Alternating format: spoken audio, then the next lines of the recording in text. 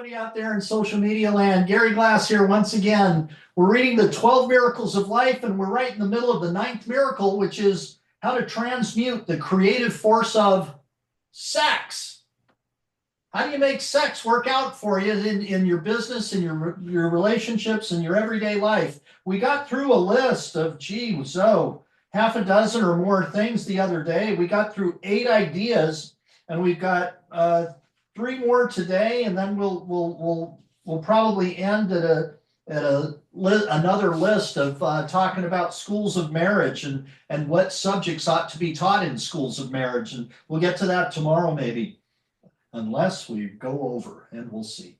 So anyway, like I say, we're reading the How to Transmute the Creative Force of Sex, and we're in the middle of this list of 11 things. The 11 facts concerning sex emotion that are worthy of careful analysis.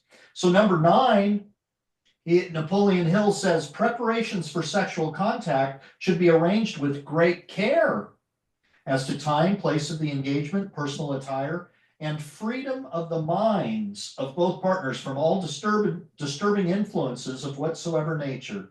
So you want to be, even before you're getting involved with the sexual contact, you want to have your mind in the right place. You want to have your mind in a loving place. In my opinion, you want to have your mind in a loving place. We'll see what Napoleon says about that. Remember, the state of mind of the contacting partners during sexual intercourse goes directly to the subconscious mind of the contacting partners and is there translated into its material equivalent through subsequent guidance by the subconscious mind of the partners. So where's your subconscious mind at? Where is your mind at all? Are you thinking in terms of the loving care of your partner, or what gifts are you thinking of giving your partner? And not just, and I'm not talking about, oh, here's a piece of gold, or here's some bauble or whatever. I'm thinking about the gift of within you, that gift of your heart, the gift of that true intimacy with a partner. So that finished up item 9. Let's take a look and see what Napoleon says. Number 10. The period of sexual intercourse provides the most favorable time and circumstances under which to express one's desire in the form of prayers, if you could imagine that, provided the method herein described is followed. So what's happening there? You're getting into a spiritual state to where you're at complete peace, that you're doing exactly what you want to do. Number 11, so far we've been describing sex transmutation through physical sexual intercourse, which is by far the most effective way to transmute sex magnetism. However, there is another method by which sex emotion may be transmuted into any desired objective. It consists of the individual working himself or herself into an intense desire for sexual intercourse, and then switching that desire to any form of action necessary to carry out one's business, professional or occupational purposes. Now, this is the sort of method that I was thinking of before, is taking that sexual energy and transmuting it over to something. Boy, I was almost going to say productive, but that's not exactly what I want to say. Something else that you really want to focus on. So this method is often used where sexual compatibility is lacking in one of the sex partners. There is still another method of overcoming the lack of sexual compatibility.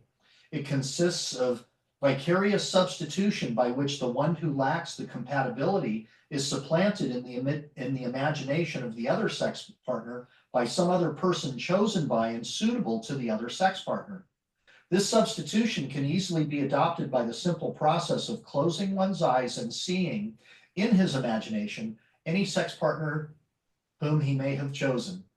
This method is often resorted to in preference to illegitimate sex relations by men and women whose sex partners are not compatible.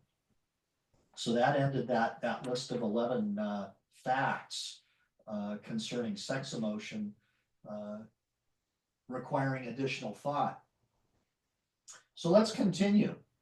Men and women who are not compatible with their sex partners or who have lost this compatibility through illness or otherwise often follow the habit of simulating sex passion, which they do not actually feel. This is a poor substitute, but serves better than no substitute at all. When none of these methods are satisfactory, doctors sometimes recommend the temporary changing of sex partners where patients from physical or mental ailments are suffering because of the lack of a balanced sexual relationship. This fact is never mentioned because the method does not harmonize with accepted social and moral standards, but doctors sometimes wisely go beyond the common practices in social and moral relationships in order to restore health. And not infrequently, this extreme method is adopted with the full knowledge and consent of both the sex partners. Hadn't heard of that before. I have on a few occasions recommended the temporary change of sex partners as a means of developing a success consciousness in my students. But always this has been done with the full consent of both partners, and generally where the student has become so thoroughly mastered by a poverty or an inferiority complex that extreme methods had to be applied to break that consciousness. Regarding the false notion that sex expression is a sin, the expression of sex under natural conditions, as herein described, is the highest form of human intercourses. It is a sin. It is a sin only when engaged in for pleasurable purposes, but never a sin when indulged in for creative purposes. So in my view, that's looking at procreating and having a baby and moving forward with having a family. It is not a sin when it is motivated by the emotion of love. It is never a sin when motivated by the desire for worthy achievements in one's business, profession, or calling. It is never a sin when motivated by the purpose of maintaining or regaining physical or mental health. The emotion of sex is older than marriage. It is older than religion. It is the clever device by which the Creator maintains the perpetuation of all living things, from the lowest to the highest, and it is a sin only when perverted from the noble purposes of the Creator. Ignorance on the subject of sexual relation heads the list of causes of incompatibility and infelicity in the marriage relationship.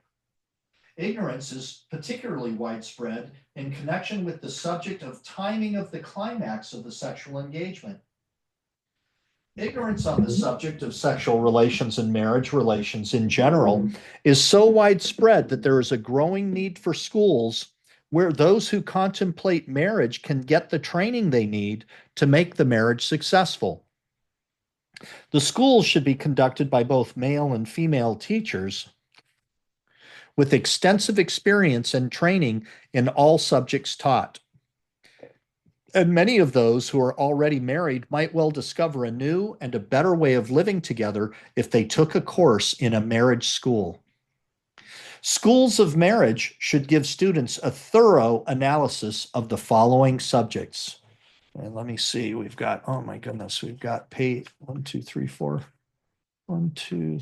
pages worth, 3 pages worth of subjects. I tell you what, let's work on the subjects tomorrow. And so we got up to page 1. We started today at page 121 and got to page 124.